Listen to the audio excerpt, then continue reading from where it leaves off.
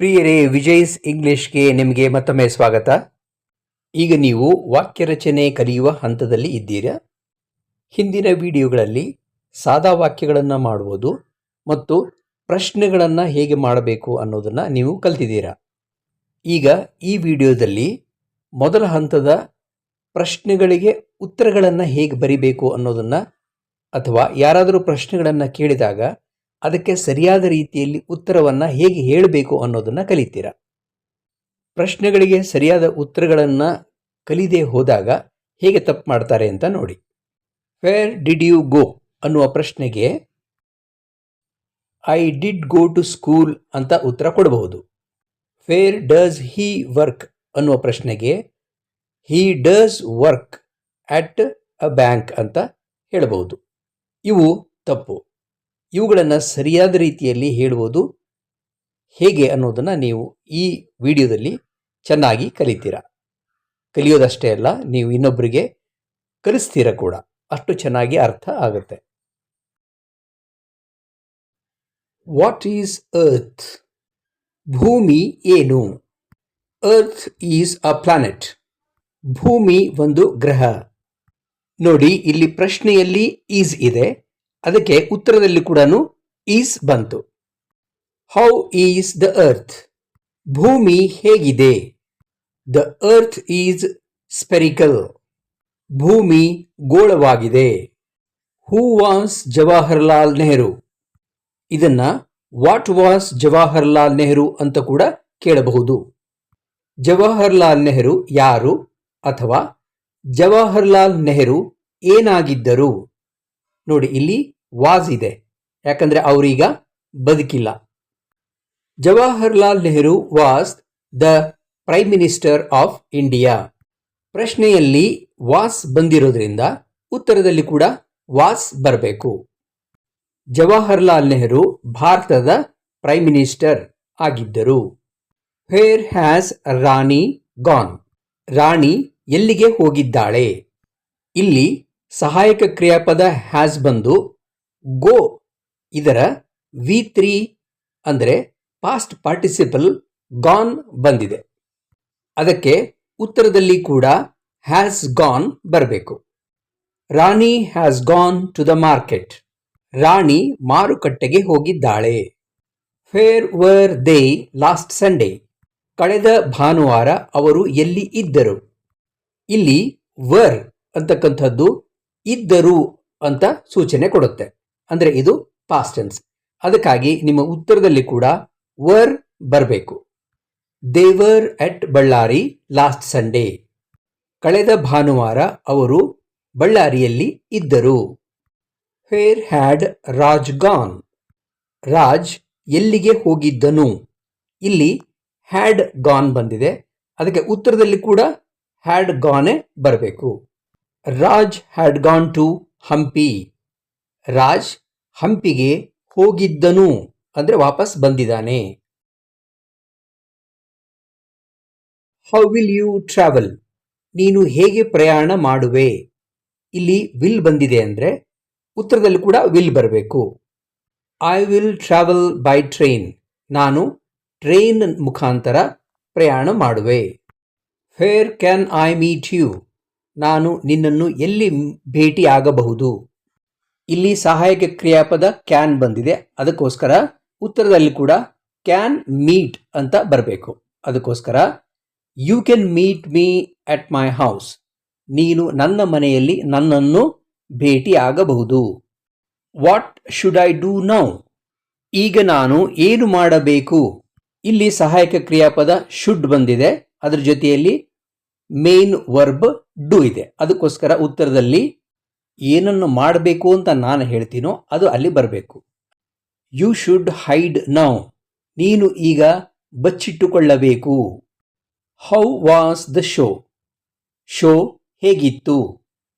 The show was fantastic. Show ಅದ್ಭುತವಾಗಿ ಇತ್ತು. ಇಲ್ಲಿ ಫ್ಯಾಂಟಾಸ್ಟಿಕ್ ಬದಲಾಗಿ ಬ್ಯಾಡ್, ಚೆನ್ನಾಗಿರಲಿಲ್ಲ ಅಂತಲೂ ಹೇಳಬಹುದು, ಅಥವಾ ಬರೀ ಗುಡ್ ಅಂತಲೂ ಹೇಳಬಹುದು. ಆದರೆ was compulsory. When do you study? ನೀನು ಯಾವಾಗ ಅಭ್ಯಾಸ ಮಾಡುತ್ತೀಯಾ? ಇಲ್ಲಿ ಎಷ್ಟೋ ಜನ ಮಾಡುವ ತಪ್ಪೇನೆಂದರೆ ಈ ಡು ಅನ್ನೋದನ್ನ ಬಿಟ್ಬಿಡ್ತಾರೆ, ಬರೀ ವೆನ್ ಯು ಸ್ಟಡಿ ಅಂತ ಕೇಳ್ತಾರೆ. ಅದು ತಪ್ಪು. I study after 8 PM. ನಾನು ಸಂಜೆ 8ರ ನಂತರ ಅಭ್ಯಾಸ ಮಾಡುತ್ತೇನೆ. ಇಲ್ಲಿ ಸಹಾಯಕ ಕ್ರಿಯಾಪದವಾದ ಡು ಬರಲಿಲ್ಲ. When does Ravi go to gym? Ravi ಜಿಮ್ಗೆ ಯಾವಾಗ ಹೋಗುತ್ತಾನೆ? ನೋಡಿ, ಇಲ್ಲಿ ಡಸ್ ಅನ್ನುವುದು ಸಹಾಯಕ ಕ್ರಿಯಾಪದ, ಗೋ ಅನ್ನುವುದು ಮುಖ್ಯ ಕ್ರಿಯಾಪದ. ಅದಕ್ಕೆ ನಿಮ್ಮ ಉತ್ತರದಲ್ಲಿ ಡಸ್ ಪ್ಲಸ್ ಗೋ ಅಂದರೆ ಗೋಸ್ ಅಂತ ಆಗುತ್ತೆ. ಗೋಸ್ ಅನ್ನುವ ಶಬ್ದ ಬರಬೇಕು. Ravi goes to gym in the evening. Ravi ಸಂಜೆ ಹೊತ್ತಿನಲ್ಲಿ ಜಿಮ್ಗೆ ಹೋಗುತ್ತಾನೆ. When did Anu reach Delhi? ನೋಡಿ, ಇಲ್ಲಿ ಸಹಾಯಕ ಕ್ರಿಯಾಪದ ಡಿಡ್. ಈ ಡಿಡ್ ಯಾಕೆ ಬಂತು ಅಂದರೆ ಇದು ಪಾಸ್ಟ್ ಟೆನ್ಸ್. ಅದಕ್ಕೋಸ್ಕರ ಡಿಡ್ ರೀಚ್ ಇವೆರಡು ಸೇರಿ ರೀಚ್ಡ್ ಆಗಬೇಕು. ಅಂದರೆ ರೀಚ್ ಅನ್ನೋ ಪದ ಪಾಸ್ಟ್ ಟೆನ್ಸ್ಗೆ ಹೋಗಬೇಕು ಅಂದರೆ ಇ ಡಿಯನ್ನು ಹಚ್ಚಬೇಕು ನಾವು. ಅದಕ್ಕೋಸ್ಕರ ಉತ್ತರದಲ್ಲಿ ರೀಚ್ಡ್ ಅನ್ನುವ ಪದ ಬರಬೇಕು. ಡಿಡ್ ಮಾಯ ಆಗಿ ಹೋಗುತ್ತೆ. ಅನು reached Delhi at about 6 AM yesterday. ನಿನ್ನೆ ಬೆಳಗಿನ ಜಾವ ಸುಮಾರು 6 ಗಂಟೆಗೆ ಅನು ದೆಹಲಿ ತಲುಪಿದಳು. ಈಗ ಇನ್ನೊಮ್ಮೆ ಚೆನ್ನಾಗಿ ಗಮನ ಇಟ್ಟು ಕೇಳಿ, ಯಾಕಂದರೆ ಇಲ್ಲಿಯೇ ಹೆಚ್ಚು ತಪ್ಪಾಗೋದು. ಮೊದಲನೇ ವಾಕ್ಯದಲ್ಲಿ ಡು ಹೋಗಿ ಬರೀ ಸ್ಟಡಿ ಮಾತ್ರ ಇತ್ತು, ಏನು ಬದಲಾಗಲಿಲ್ಲ. ಎರಡನೇದರಲ್ಲಿ ಡಸ್ ಗೋ ಹೋಗಿ ಗೋಸ್ ಆಯಿತು. ಮೂರನೇದರಲ್ಲಿ ಡಿಡ್ ರೀಚ್ ಇವೆರಡೂ ಸೇರಿ ರೀಚ್ಡ್ ಆಯಿತು. ಅಂದರೆ ಡು ಆಗಲಿ ಡಸ್ ಆಗಲಿ ಡಿಡ್ ಆಗಲಿ ಉತ್ತರದಲ್ಲಿ ಬರಲೇ ಇಲ್ಲ. ಅಂದರೆ ಪ್ರಶ್ನೆಯಲ್ಲಿ ಸಹಾಯಕ ಕ್ರಿಯಾಪದವಾದಂತಹ ಡು ಇದ್ದರೆ ಸ್ಟಡಿ ಅನ್ನುವುದು ಏನು ಬದಲಾಗಲಿಲ್ಲ, ಅಂದರೆ ಕ್ರಿಯಾಪದ ಬದಲಾಗೋದಿಲ್ಲ. ಅದೇ ಎರಡನೇದರಲ್ಲಿ ಡಸ್ ಅಂತ ಬಂದಾಗ ಕ್ರಿಯಾಪದಕ್ಕೆ ಎಸ್ ಜೋಡಣೆ ಆಗುತ್ತೆ ಮತ್ತು ಡಿಡ್ ಅಂತ ಬಂದಾಗ ಕ್ರಿಯಾಪದದ ಪಾಸ್ಟ್ ರೂಪ ಬರುತ್ತೆ. ಇಲ್ಲಿ ರೀಚ್ ಇದ್ದಿದ್ದು ರೀಚ್ಡ್ ಆಯಿತು. ಈಗ ವಿನ್ ಇದೆ ಅಂತ ಇಟ್ಕೊಳ್ಳೋಣ, ಆಗ ಅದು ಒನ್ ಆಗುತ್ತೆ. When did Rani go home? Rani ಯಾವಾಗ ಮನೆಗೆ ಹೋದಳು? ಇಲ್ಲಿ ಡಿಡ್ ಕ್ರಿಯಾಪದ ಹೋಗಿ ಗೋ ಅನ್ನುವುದು ವೆಂಟ್ ಆಗುತ್ತೆ. ಅದಕ್ಕೆ ಉತ್ತರ ರಾಣಿ ವೆಂಟ್ ಹೋಮ್ ಅಟ್ 6 PM. ರಾಣಿ ಸಂಜೆ 6 ಗಂಟೆಗೆ ಮನೆಗೆ ಹೋದಳು. Where does Ravi work? Ravi ಎಲ್ಲಿ ಕೆಲಸ ಮಾಡುತ್ತಾನೆ? ಇಲ್ಲಿ ಡಸ್ ಅನ್ನ ತೆಗೆದುಹಾಕಿ ವರ್ಕ್ ಅನ್ನ ವರ್ಕ್ಸ್ ಮಾಡಬೇಕು. ಅದಕ್ಕೋಸ್ಕರ ಉತ್ತರ Ravi works in Jindal steels. Ravi Jindal ಸ್ಟೀಲ್ಸ್ನಲ್ಲಿ ಕೆಲಸ ಮಾಡುತ್ತಾನೆ. ಈಗ ಚೆನ್ನಾಗಿ ಮನವರಿಕೆ ಆಯಿತು ಅಂತ ಭಾವಿಸ್ತೀನಿ. ಮುಂದೆ ನೋಡೋಣ ಮತ್ತೆ. How much cash do you have now? ನೋಡಿ, ಇಲ್ಲಿ ಹೌ ಮತ್ತು ಮಚ್ ಬೇರೆ ಬೇರೆ ಶಬ್ದಗಳಲ್ಲ. ಹೌ ಮಚ್ ಅಂದರೆ ಎಷ್ಟು ಅಂತ ಅರ್ಥ. ಇದು ಒಂದೇ ಪದ.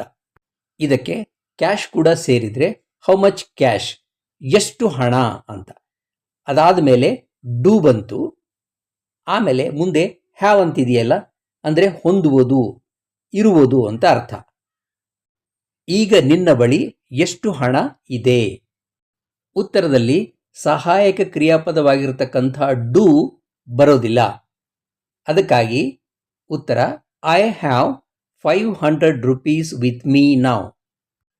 ಈಗ ನನ್ನ ಬಳಿ 500 ರೂಪಾಯಿಗಳು ಇವೆ, ಅಥವಾ ನಾನು 500 ರೂಪಾಯಿಗಳನ್ನು ಈಗ ಹೊಂದಿದ್ದೇನೆ. How long will it take to finish the work? How long ಅಂದರೆ ಎಷ್ಟು ಸಮಯ. ಈ ಕೆಲಸವನ್ನು ಮುಗಿಸಲು ಎಷ್ಟು ಸಮಯ ಬೇಕಾಗುವುದು? ಇಲ್ಲಿ ಸಹಾಯಕ ಕ್ರಿಯಾಪದ ವಿಲ್ ಇದೆ, ಉತ್ತರದಲ್ಲಿ ವಿಲ್ ಬರಬೇಕು. ಕೇವಲ ಸಹಾಯಕ ಕ್ರಿಯಾಪದಗಳಾಗಿರ್ತಕ್ಕಂಥ ಡು, ಡಸ್ ಮತ್ತು ಡಿಡ್ ಇವುಗಳು ಉತ್ತರದಲ್ಲಿ ಬರಲ್ಲ, ಉಳಿದುವೆಲ್ಲವೂ ಬರ್ತವೆ. It will take about 2 hours to finish the work. ಈ ಕೆಲಸವನ್ನು ಮುಗಿಸಲು ಸುಮಾರು 2 ಗಂಟೆಗಳ ಕಾಲ ತೆಗೆದುಕೊಳ್ಳುವುದು. How far is Hampi from Ballari? ಇಲ್ಲಿ ಹೌ ಫಾರ್ ಅಂದರೆ ಎಷ್ಟು ದೂರ, ಬಳ್ಳಾರಿಯಿಂದ ಹಂಪಿ ಎಷ್ಟು ದೂರವಿದೆ. ಇಲ್ಲಿ ಸಹಾಯಕ ಕ್ರಿಯಾಪದ ಈಸ್ ಇದೆ, ಅದಕ್ಕೆ ಉತ್ತರದಲ್ಲೂ ಈಸ್ ಬರಬೇಕು. Hampi is 60 kilometres away from Bellary. ಬಳ್ಳಾರಿಯಿಂದ ಹಂಪಿಯು 60 ಕಿಲೋಮೀಟರ್ ದೂರದಲ್ಲಿ ಇದೆ. How many boys are here? How many ಅಂದರೆ ಎಷ್ಟು, ಅಂದರೆ ಕೌಂಟ್ ಮಾಡಬಲ್ಲವು, ಎಣಿಕೆಗೆ ಸಿಗುವಂಥವು ಇದ್ದಾಗ ಹೌ ಮೆನಿ ಉಪಯೋಗ ಮಾಡ್ತೀವಿ. ಇಲ್ಲಿ ಎಷ್ಟು ಜನ ಹುಡುಗರು ಇದ್ದಾರೆ? ನೋಡಿ, ಇಲ್ಲಿ ಕ್ರಿಯಾಪದ ಆರ್ ಇದೆ, ಅದಕ್ಕೋಸ್ಕರ ಉತ್ತರದಲ್ಲಿ ಕೂಡ ಆರ್ ಬರಬೇಕು. ಹಿಯರ್ ಆರ್ 30 ಬಾಯ್ಸ್ ಅಥವಾ ದೇರ್ ಆರ್ 30 ಬಾಯ್ಸ್ ಹಿಯರ್ ಅನ್ನಬಹುದು. ಇಲ್ಲಿ 30 ಜನ ಹುಡುಗರು ಇದ್ದಾರೆ.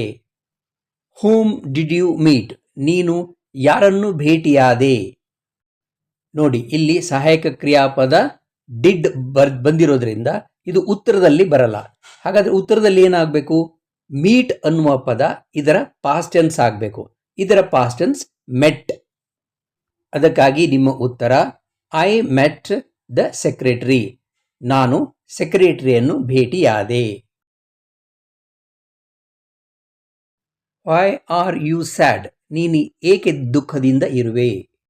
ಈ ಪ್ರಶ್ನೆ ನನಗೆ ಕೇಳಿರೋದ್ರಿಂದ ನಾನು ಉತ್ತರ ಹೇಳುವಾಗ ಐನ ಉಪಯೋಗ ಮಾಡಬೇಕು. ನನಗೇನಾಗಿದೆ ಅಂತ ನಾನು ಹೇಳಬೇಕು. ಇಲ್ಲಿ ನನ್ನ ದುಃಖಕ್ಕೆ ಕಾರಣ ಏನು ಅಂತ ಕೂಡ ನಾನು ಹೇಳಬೇಕು. ಅದಕ್ಕೆ ಇಲ್ಲಿ ಬಿಕಾಸ್, ಏಕೆಂದರೆ ಅನ್ನುವ ಶಬ್ದವನ್ನು ಬಳಸಬೇಕಾಗತ್ತೆ. I am sad because I have lost my phone.